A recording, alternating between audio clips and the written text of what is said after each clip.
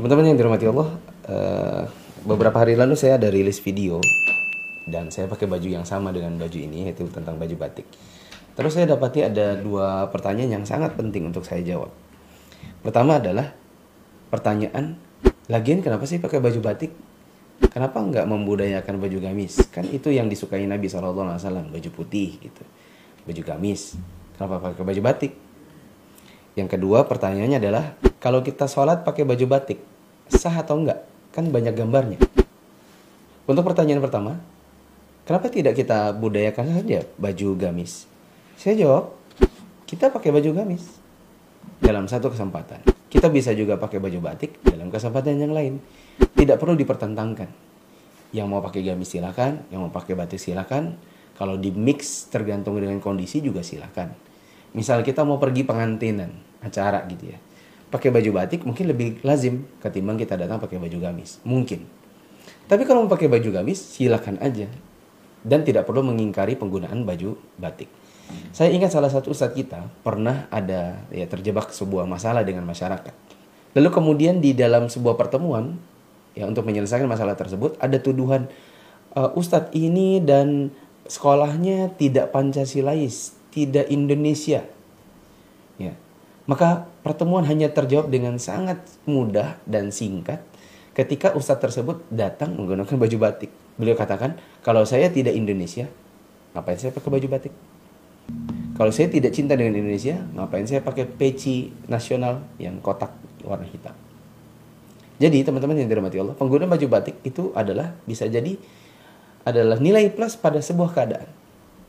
Dan selama batiknya adalah batik yang tidak melanggar syariat, tidak ada pelanggaran syariat di dalamnya, maka sebenarnya tidak ada masalah. Pertanyaan kedua adalah, kalau kita sholat apakah sah? Jawabannya, sholat dengan baju yang ada gambarnya, hukumnya sah. Dia tidak ada sama sekali hubungannya dengan pembatal sholat.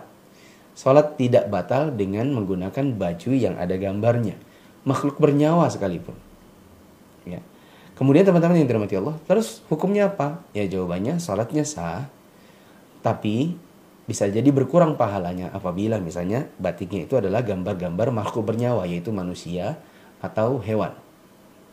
Kedua, masalahnya adalah yang dikhawatirkan oleh sebagian orang, kalau kita pakai baju batik, kemudian di belakangnya itu ada gambar. Ya.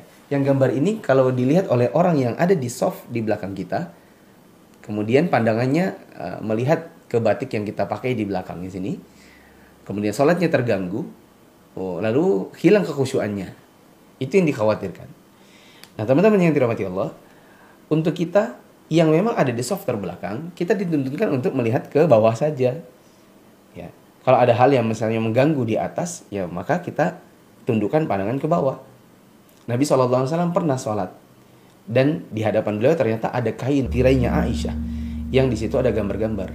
Lalu Nabi selesai sholat mengatakan, singkirkan karena ini mengganggu pandanganku ketika sedang sholat. Tapi sholatnya Nabi ya sah, ya meskipun sempat terganggu pandangannya.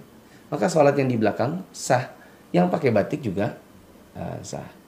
Cuman ya kalau saya sarankan, kalau bisa bikin batik seperti ini,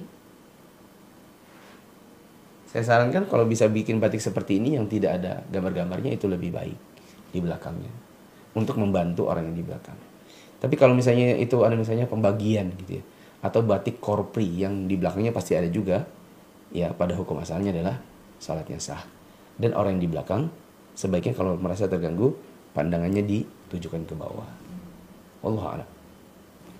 Itu saja yang bisa saya jawab, dan masih banyak sebenarnya pertanyaan tentang batik ini.